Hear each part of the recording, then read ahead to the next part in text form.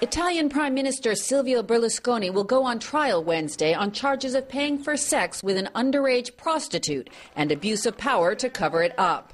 The 74-year-old Prime Minister is accused by prosecutors of having sex on at least 13 occasions with a Moroccan minor known as Ruby Heartstealer. Her real name is Karima El Maroug. Ruby was among dozens of starlets and wannabe showgirls who regularly attended dinners at the Prime Minister's villa on the outskirts of Milan.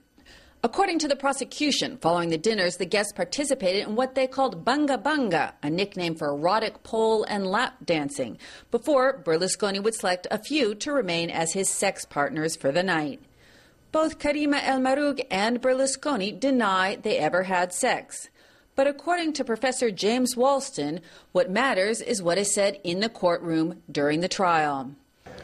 Ruby, Karima Al Maroug, has said all sorts of things to the newspapers, on television now. What counts is what she says and what other people say in the witness box under oath in court.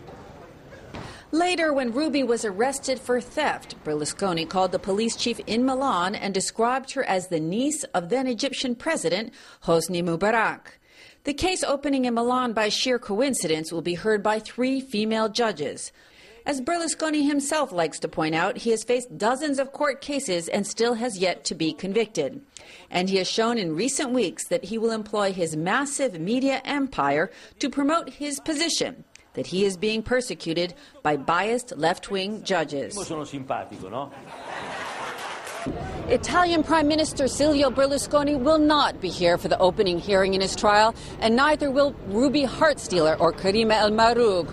But there will be hundreds of journalists from around the globe attracted by the titillating nature of this trial with its questions of sex and power. And there will also be demonstrators, some in favor of Berlusconi and some against the beleaguered Prime Minister. Tricia Thomas, Associated Press, Milan.